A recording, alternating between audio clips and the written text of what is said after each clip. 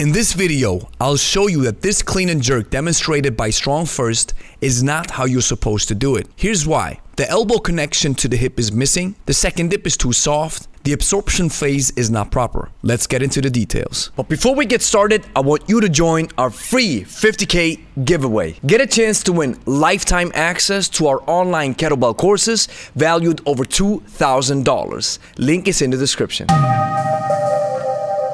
Grüezi miteinander, Gregory von Lebe hier. Let me preface this by saying that StrongFirst has contributed a lot of valuable teachings pertaining to certain kettlebell exercises that require bracing and a proper buildup of tension. I have personally experienced these teachings firsthand, and they have added to my knowledge of kettlebell training as a practitioner and as a teacher. That being said, let's continue this discussion concerning the kettlebell clean and jerk or long cycle. These two descriptions are used synonymously for the same exercise. First, we have to establish what a clean and jerk is, which requires a high level of skill and years of practice to learn. It's an exercise where you clean the kettlebell onto your hips and by extension, transfer propulsion power from your hips, which can also be referred to as leg drive, into your arm to accelerate the weight overhead. For the sake of brevity, we want to focus our attention on the jerk. The thrusting energy in the jerk is built up through an explosive, catapult-like spring effect from the legs that's compartmentalized into 4 phases. First dip, bump,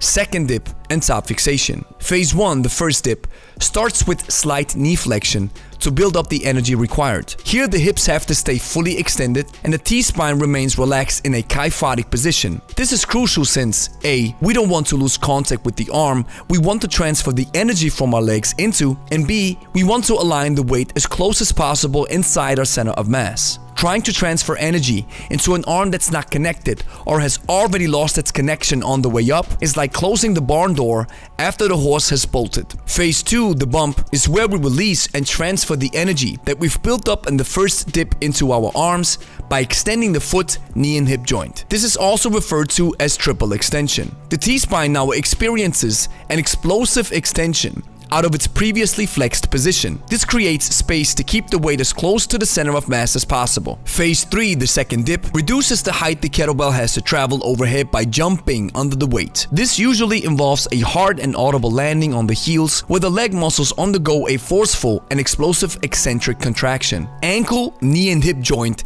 experience slight flexion. The muscles yield to the force and lengthen. That is, while the muscle fibers are striving to shorten, the force of the landing is so great that it actually lengthens the muscles as it undergoes contraction. This drop in the second dip should only be influenced by gravity, similar to the immediate landing and recovery after a jump. And by extension, a jerk is exactly this, a reduced form of a vertical jump with weights overhead. At the same time, while all this is happening in our legs, our trap muscles depress the shoulder blades while the triceps fully extends the elbow joint. We essentially screw the humerus into the socket of the scapula to create maximum stability and safety. Phase 4, the top fixation, marks the end of the overhead movement. Hip, knee and ankle joint are fully extended with the weight overhead. However, we don't contract the muscles fully. We simply lock the joints and relax the quads. We stack our combined center of mass on all joints, resting the weight on the frame. In the next phase, you drop the weight back onto your hips, absorbing the shock with or without your legs. This second part depends on the body mass of the individual athlete. Heavy athletes don't need to use additional absorption from the legs, lighter ones do. This shock absorption again involves a full triple extension of ankle, knee and hip joint. Finally, you drop the kettlebell into the backswing for a brief period of recuperation and the cycle starts again. The clean and jerk is like a martial art. You have to understand when and what to contract and when and what to relax, sometimes even simultaneously. Now that we have a basic understanding of the exercise, let's revise the StrongFirst video. First, I want to highlight that the practitioner has no contact with the hip in the rack position after the clean. This can be referred to as the active rack position, whereas the racking on the iliac crest of the pelvis is a passive rack position. In the context of a different exercise, say for example a strict press, where you want as much muscle involvement as possible, an active rack position might make sense. In this case, however, we're missing out on the necessary transfer of energy from the legs. Refer to the bolted horse I've mentioned previously if this sounds confusing. This all becomes evident as he engages in the first dip. Arm is disconnected, hip is flexed, T-spine is extended. His bump is fine, even though the spinal positioning is not optimal. The biggest problem I see happens now. His second dip mimics a dynamic form of a mini squat. This means that his leg muscles contract during the drop and not after it's finished. Even though a squat and the recovery phase after a landing look similar, they are not. The squat is a dynamic descension, while the recovery phase of a jump is a forced stretch. In the top fixation, his legs don't seem to undergo a relaxation period, even though this is not perfectly visible in the video. Finally, as he catches the weight back into the rack, his knee dipping is again unnecessary effort. If you want to catch the weight with your body, you catch it with your hips, not with your knees. Landing with a knee strategy, where movement is initiated with the knees first, might place increased strain and stress on the ligaments, cartilage, tendons, and bones of the knee joint. This video is a great demonstration of my gripe with certain StrongFirst ideas, creating unnecessary effort by making an exercise as inefficient as possible. If you do it like StrongFirst, you're bypassing your body's capability